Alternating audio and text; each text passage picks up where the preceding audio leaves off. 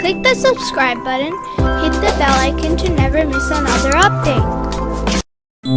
The second group, birds.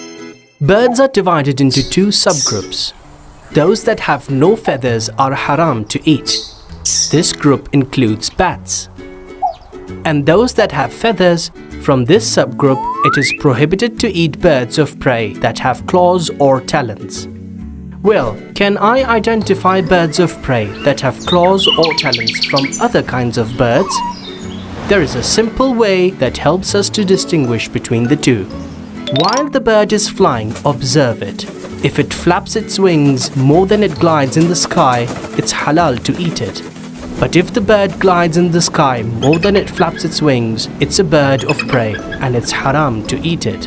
Doves, for example, flap their wings continuously and rarely glide. However, an eagle flies up in the sky with open wings more than moving them.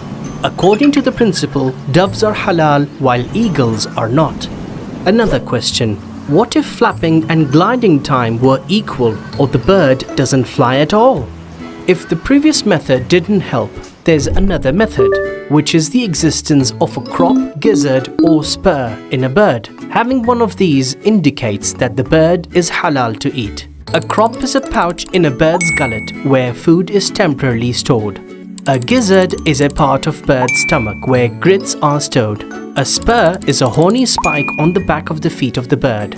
Note, if the results of these two methods contradict, the first method should be applied.